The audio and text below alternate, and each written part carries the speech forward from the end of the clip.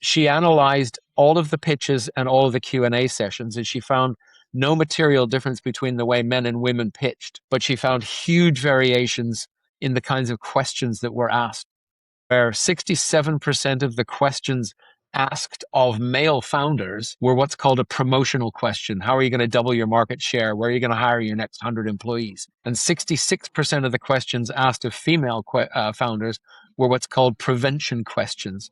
How are you going to protect your market share from the competition? What if some of your employees leave and set up against you? How are you going to, how are you going to protect against bad things happening? And what was really interesting was that both male and female investors showed the same bias.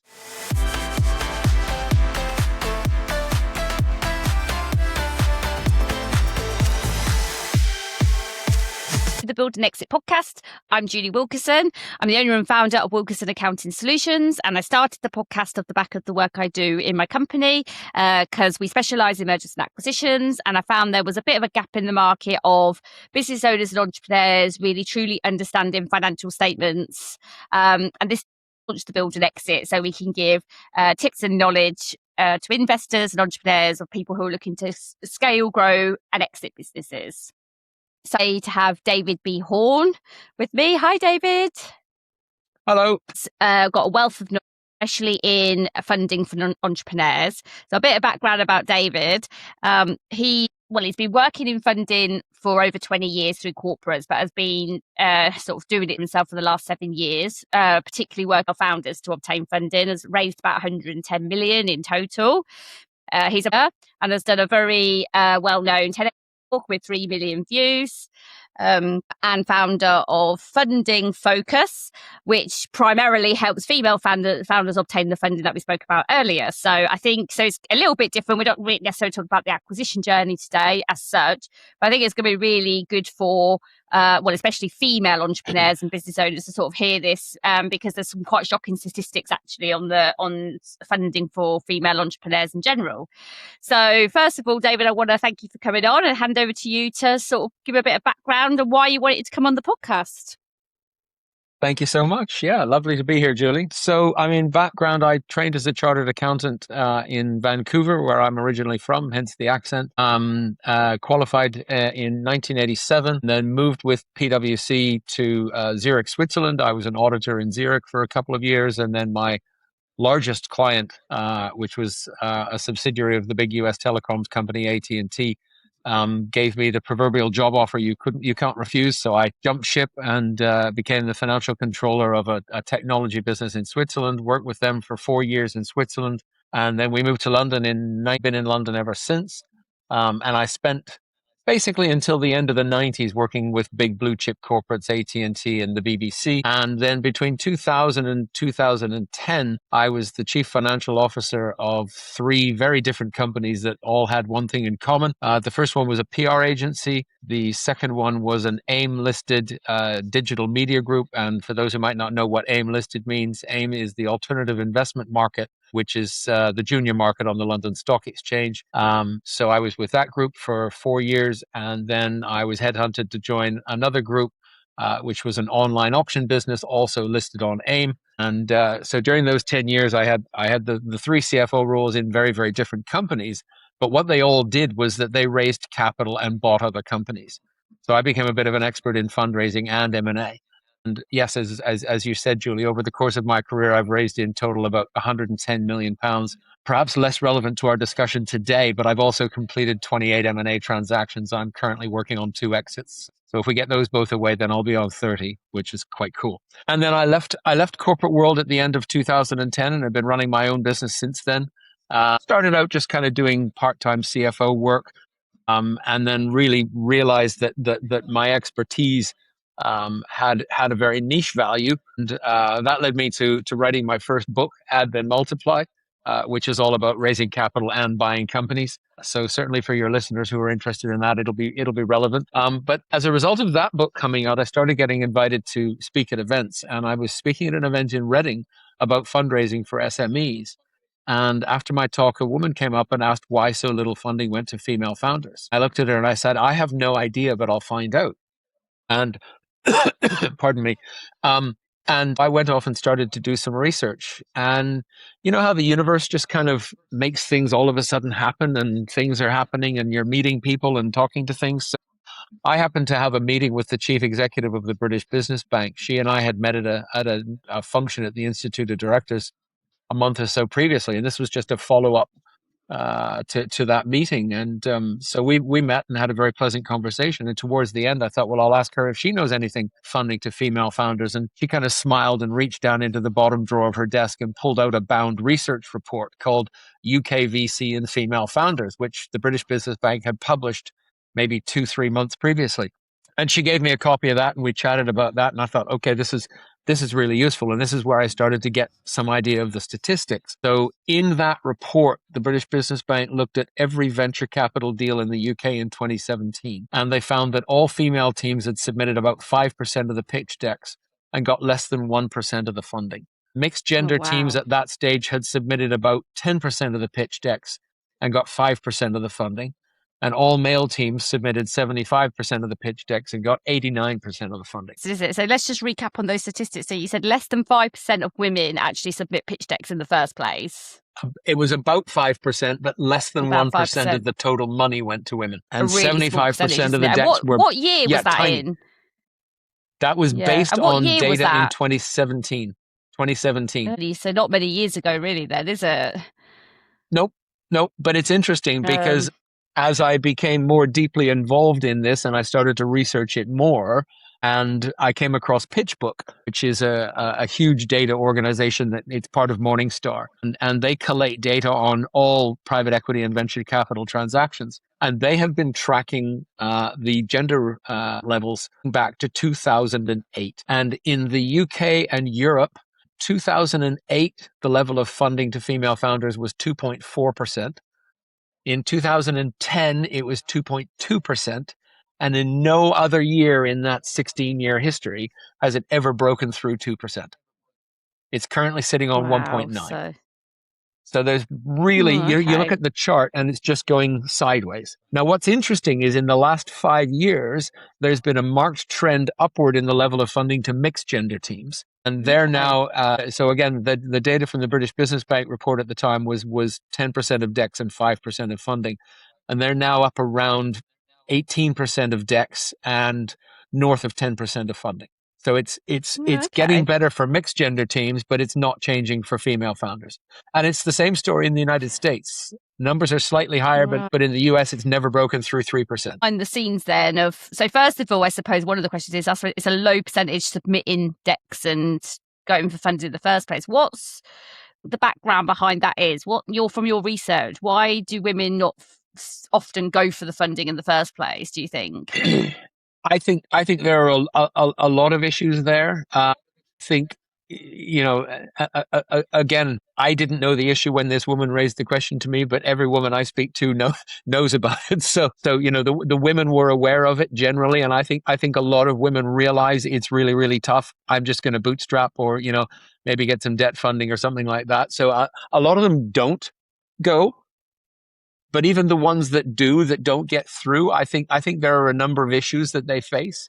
Number one is just inherent gender bias. And when I was researching my second book, Funded Female Founders, came across a fantastic study by Lego, the toy brick people. And they had looked at the playing habits of young children from the age of 6 months up until about 10. And they found that up until about 18 months, there was no sign of gender bias in the toys that kids played with or the way they played. And all of a sudden, around 18 months, little boys started to do construction and play with trucks and knock things over, and little girls started to play with dolls and house and all that. And what they weren't able to conclude, and I don't know the answer, was that an imprinting of gender bias from the parents onto the children? Or is there something in our ancient brains that says, 100,000 years ago when we were all cave people, the majority of men were out hunting woolly mammoths and the majority of women were in the caves tanning the hides, smoking the meat to preserve it, looking after the children. And that's something very deep in our minds that starts to happen. I don't know the answer to that. And, when you look at the move of feminism, universal suffrage, all that, I mean, these developments are not much more than 100 years old, whereas humanity dates back, 100,000 years. So I don't know the answer to that one.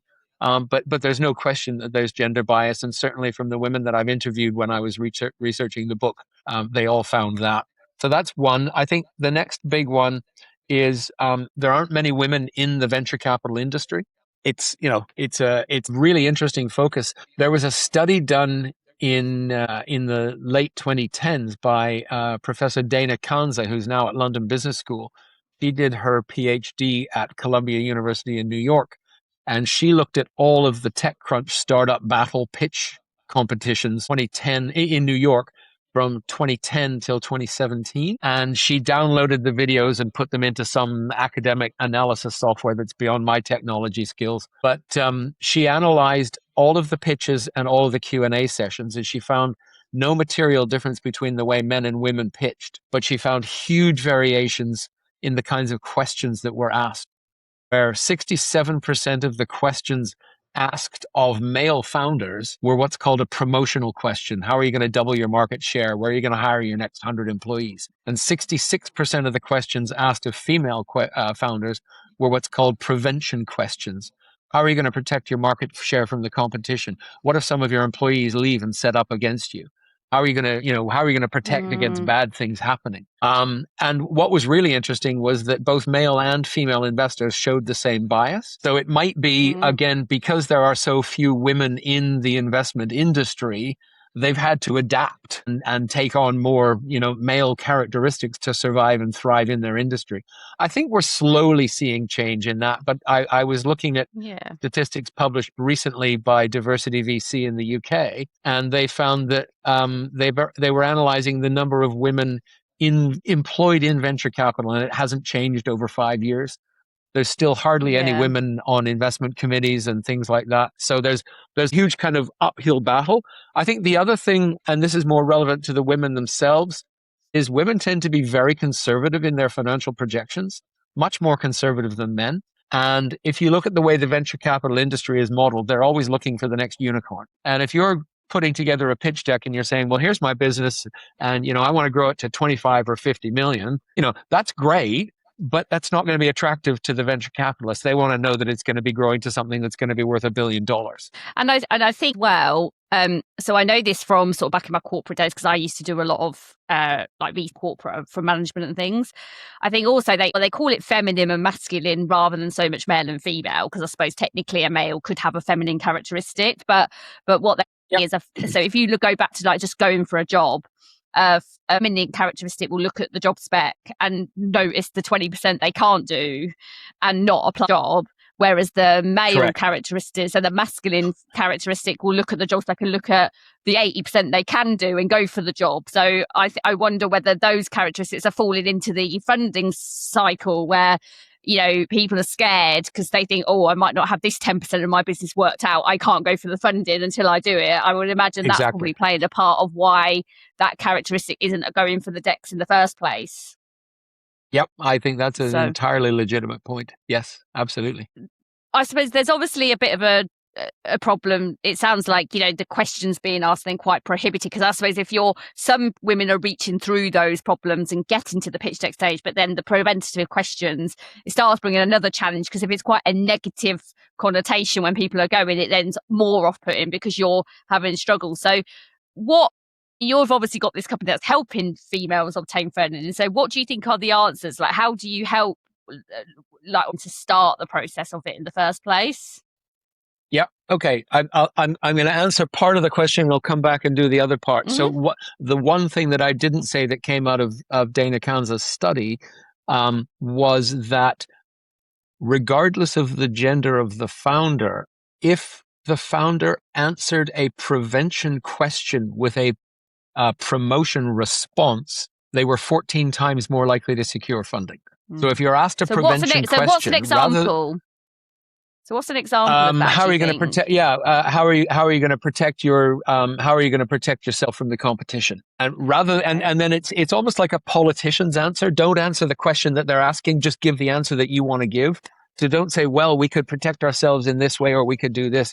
You just say, well, look, we're focused on really growing this business. We've got this much we've got this many followers now. We've got a wait list with this many people who want to sign up to our product once it's launched. So don't even address that negative question. Yeah. Simply give the bullish, positive answer. And I know for some people that can be really hard, but it just requires a little bit of training. But I mean, anyone who's ever watched a politician on TV, and we've got an election going on in the UK right now, they get asked questions and they don't want to answer them, so they give a totally different answer, which is the message that they want to give. So be like the politicians. I kind of hate saying that, but give the answer that you want to give rather than the answer to the question that they're asking. 14 times more likely to secure funding. Okay, so then. But apart from that, yeah. So one of the very clear and consistent messages that came out of my research was that the best chance of getting in front of a venture capitalist is by having a warm introduction to them. So someone that they know reaches out and says, "Hey, David, I think you should meet Julie. She's got this great business idea. Here's her pitch deck. Here's her contact details." Boom, boom. And that's much, much more likely to get a response than, well, here's venture capital firm XYZ, and it says, for entrepreneurs, submit your pitch deck here, fill out a little Google form, attach your deck, and we might get back in touch with you if there's interest. The reality in that latter section, and again, this is based on interviews from when I was researching the book, but I spoke with the managing partner of a medium-sized venture capital firm in London, and he told me that in the prior year to when we spoke, so that would have been, his firm received 8,000 pitch decks through their website. Wow. They made 16 investments. So the reality is, if you just submit a cold pitch deck, maybe you'll get lucky, but the reality is the most junior member of staff is going to have, part of their job will be to review the pitch decks that come in every day. And just think about it, 8,000, that's 160 a week. That's like 32 a day. And this junior staff member, this will be probably an hour of their day. So literally the first pass, you're going to get 10 seconds. Is this going to go on the yes pile or the no pile? Boom, boom. And then the ones that go into the yes pile, you've maybe got a minute to look at them, and then they'll cut them again. And then they'll get down out of their 32, and they might have 5 to put forward to the next level up, which would be an analyst. And the analyst might give them 5 minutes each and then decide, well, are any of these a good fit or not? But it's literally that kind of a brutal filtering process every day. So the best option is to get a warm introduction. Now, a lot of people say, well, I don't know anyone in the venture capital industry. How do I do that? My advice to people is do your research first of all, and find out what are the kind of venture capital firms that are potential investors in your business. And again, the VC firms, when they go out and raise money from their limited partners, they have a very clear mandate. There are very few generalist venture capitalists. Most of them will say, we invest in biotech at seed and pre-seed stage, or we invest in fintech at Series A and above, or whatever. So find out what their investment criteria are. And if you fit, great. If you don't fit, don't waste your time applying. Because if you're a fintech startup, don't bother applying to a company that invests in, if you're a biotech startup, don't bother applying to a firm that invests in fintech at Series A, because they're not going to be interested. You're going to be immediately onto the no pile. It's a complete waste of time. So first of all, find the firms that look like there's a match. Then onto their site and have a look at who else they've invested in. And not all of them do. Some of them, their websites are hardly any information, but a lot of them show what are the companies that they've invested in. And my advice to people is reach out to one of the founders of those companies and just try and build a relationship with them. Explain, hi, my name's Julie. I'm the founder of Julie Wilkinson Accounting. I'm building this. I'm going to be looking for venture capital funding in the next year. I noticed that you were funded by XYZ. Could we have a chat? I'd love to hear more about your experience. And literally just develop a relationship with this founder. And I've certainly found, I've been working with founders exclusively for the last 14 years, and I found most founders are very happy to talk to other founders, because they get it. And so if you develop that relationship and just, take them out for a coffee or lunch and have a chat and really just develop that human connection. And then when you're ready, say, hey, would you mind introducing me to the investor? And there's your warm lead. Brilliant. Yeah. So that's a good idea. So you think, so one of them is to search the venture capitalist you're looking for, then find a founder that maybe has been invested and potentially reach out to see if you can Yep. get an introduction effectively, isn't it?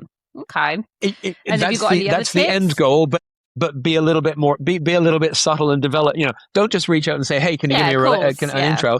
Build a relationship first. No. But yeah, yeah. Yeah, and that's Other similar tips. I just to mean, sort of connections, similar to sort of just relationships on LinkedIn and things, isn't it? You don't often just reach out straight to someone and go, I want this. You find people who you think might help and potentially build some relationships to see whether there's a support they can give you in the in the future. Exactly. Yeah. The other Yeah. thing, the other thing to do, apply for pitching competitions, get experience pitching. I mean, pitching competitions, I like them and I hate them at the same time because they're so artificial. You've got 3 or 4 minutes to stand up and try and get a lot of things over. And the reality is when you're going to be pitching to a venture capitalist properly, you're going to have at least half an hour to sit down and go through stuff. And as you go through if you progress through to the various stages, it'll get a lot deeper and a lot more intensive and time consuming. But go to the pitching competitions, get practice, get feedback, because that's one of the great things. If you go to the pitching competitions, you often get feedback from the investors, and they say, "Well, I like this about your pitch, and you need to work on this, and you didn't cover that." So just get out there, go to networking events where investors are hanging out. You can find them on Meetup or on Eventbrite. There's lots of different firms. Some of the venture capital firms, one or two, I can't remember their names off the top of my head, but one or two that I know actually have a female founder hour once a month where it's like, okay, if you're a female founder, come online, come and meet other female founders, come and meet us, let's talk.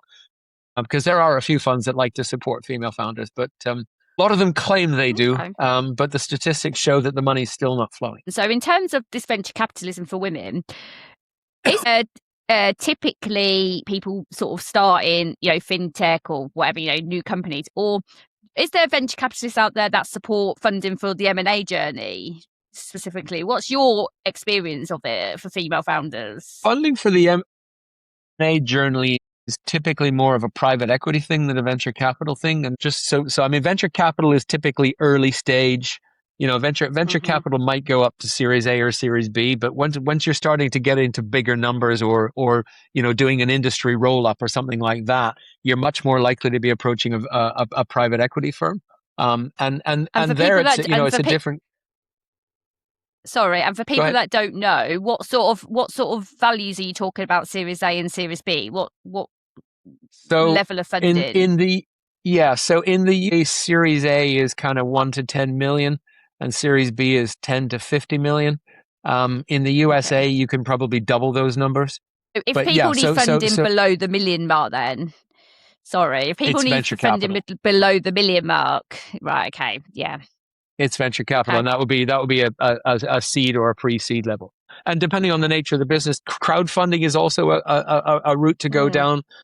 And again, research from the book, there was a study published in Australia that found the biggest crowdfunding site in Australia. They looked at all of the deals that they'd done over a 12-month period, and 40% of the money invested went to female founders. So crowdfunding could be another route to go down for female founders. One of the women who features in the book, she runs a fascinating biotech business. So she's a scientist by background, PhD research scientist, but they've developed a personalized skin tissue therapy for people with bad burns. So instead of, if you've got burns all over your chest, instead of taking a graft off of your leg or something, they actually create skin that matches to you scientifically.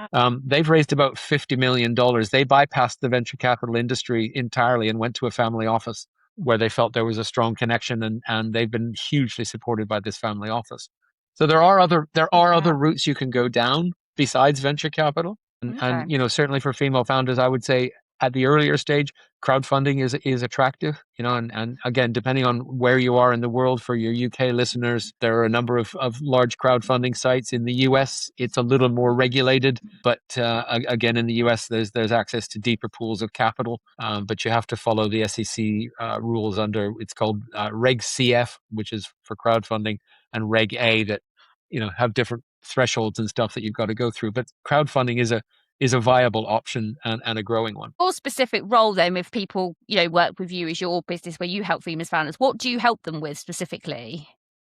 Again, it's kind of there's a crossover point. So funding focus, which is the social enterprise, is all about raising awareness, providing education. We've been trying to raise a fund. We haven't gotten it away yet. We've put it on hold right now because there's too much geopolitical instability in the world. But hopefully things will settle down in the next 12 months and we'll come back to market and try and raise a fund. And the idea was that this was going to be a fund that would invest in businesses where at least one member of the founding team was female. And it was going to be something different from venture capital in a couple of ways. Number one, it was going to be a listed vehicle. So it was going to be on the London Stock Exchange. And the reason for that was twofold. Number one, to bring transparency to a very opaque world. So many of the people that when I was interviewing them just said, I put my stuff into the venture capital firm. I never hear anything. It's like it goes into a black hole. So I'm trying to bring some transparency. And the other thing is, as a listed company, anytime you put out a news piece, it gets picked up on all the news wires. So really to amplify the message of what we're doing. So that was what we were trying to do. But basically, we were trying to create something that was more focused and tailored to the types of businesses that many women are creating. And as I said, not all women are interested in building a business up to be the unicorn, the $1 billion valuation, because they might have other commitments, they might have other priorities, they might have families. And yes, sure, you get people like Whitney Wolfe Herd from Bumble who have created amazing $1 billion public companies, but they're few and far between. But there are many women I've come across who would love to build a business up to 20, 50, 100 million. And we were looking at supporting that pathway because we were going to be different from the venture capital industry. And if you step back and look at venture capital critically, let's say you've raised a $50 million fund or a £50 million fund, and you're going to go out and you're going to invest in you're going to invest $500,000 into 100 companies. Going into it that 20% of those companies are going to go bust, and 75% of those companies are going to become what they call zombies. They don't go anywhere. They make enough money to just keep ticking over, but they're not throwing off any cash. Nobody's going to invest anything more. They often end up being sold off to restructuring specialists or sometimes sold back to the founders. And that leaves 5 companies that are going to make money. And, 1 or 2 of them might return 2x and 1 or 2 of them might return 5x, but it's that one moonshot unicorn that returns all of the money back to the investors, plus all of the profits, plus the carried interest that goes to the venture capital fund. And happy days, aren't we the smartest people in the room? A few venture capitalists admit that they're actually sophisticated gamblers. And what I was looking at with the fund that I was trying to build was I'm going to invest in slightly later stage businesses. And let's say I raise 50 million, but instead of putting it in 100 companies, I'm going to put it in 25 companies on an average of 2 million each. But these are companies that are already, they've already gotten off the ground. They've proven themselves. They've established themselves. Let's now grow them. But I'm not going to be in a situation where 95% of my companies are worthless and I'm reliant on 5% to make everything. I might have a situation where 10% of those companies are worthless, but the rest of them are going to be making money. So I'm not hoping, my God, how am I going to get a unicorn? But actually, if I can have a pool of companies that across them generate on average a return of 3, 4, 5x, happy days, and the investors should be very happy about that. We're gonna go back to market next year if conditions stabilize a little bit and try again to raise it. We've got everything lined up. We've got a prospectus that's been through the FCA. It's got one final stage to go through with the FCA, but there was no point going through that because we hadn't been able to raise the money. But And what about you personally? We're ready. And what about you personally? Do you ever invest in businesses yourself, or? I do. Yeah, I'm an angel investor. Okay. I've invested in and do you do so 9 or many 10 a year, companies or so far. no? No, I do it. A year you invest in, or? No, I do it based on what financial resources I have available to me. All right. Oh wow. Well, to the end of the podcast anyway. It's been really good, David, because I think it's really useful for people to hear, especially obviously women, to hear, where the problems are and what they can do to, help themselves get into the sort of funding space. Because I know, being in M&A myself, and obviously I'm leading sort of a lot of projects, I don't see many women in the M&A space or investment space. I definitely 95% of the people we work with are male. So any final thoughts that you want to share with the audience before we go off? Yeah, I mean, my advice to female founders is don't give up, keep working at it, keep trying. Yes, you're facing a very uphill battle, but keep fighting it. Believe in yourself, and be resourceful. Look at other ways of trying to find solutions, but don't give up. So I just want to Yep, thank you for coming on, David. And I just want to thank my all of our pleasure, Julie. listeners. And I look forward to seeing you again soon.